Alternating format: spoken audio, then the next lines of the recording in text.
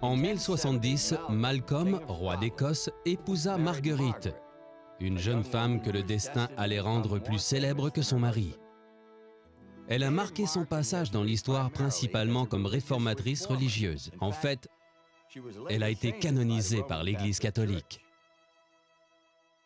On sait que Marguerite a été élevée à la cour très pieuse des rois de Hongrie et que par la suite, vers l'âge de 7 ou 8 ans, elle a vécu à la cour d'Édouard le Confesseur. Et la cour d'Angleterre était également très pieuse, très dévouée au catholicisme.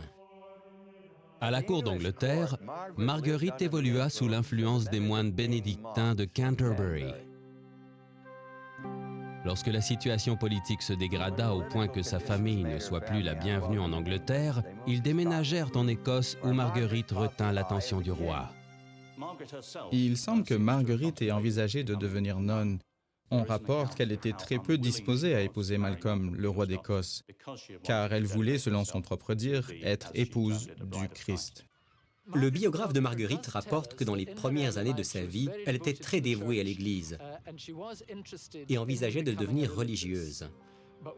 Son biographe rapporte également que lorsqu'elle est arrivée en Écosse à rencontrer Malcolm, son futur mari, elle n'était pas disposée à lui accorder sa main, mais y consentit toutefois à la demande de sa famille, et également parce qu'elle croyait que Dieu lui donnait ainsi une occasion de réaliser son œuvre dans le royaume d'Écosse. Marguerite trouvait que la cour écossaise était quelque peu rustre et grossière. Elle résolut de changer tout ça. Elle était scandalisée par la manière dont les gens pratiquaient leur religion.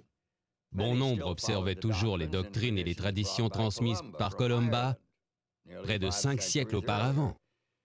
Un aspect de la religion de ce peuple contrariait particulièrement la nouvelle reine. Lorsque Marguerite est arrivée en Écosse, elle était contrariée par la façon dont on observait le dimanche. Elle a constaté que les gens avaient tendance à exécuter leurs tâches domestiques le dimanche. Ils pouvaient d'abord aller à l'église, mais ensuite ils vaquaient leurs occupations de tous les jours. Et c'était quelque chose qu'elle voulait réformer. La reine insistait sur l'observation stricte et exclusive du jour du Seigneur, le dimanche.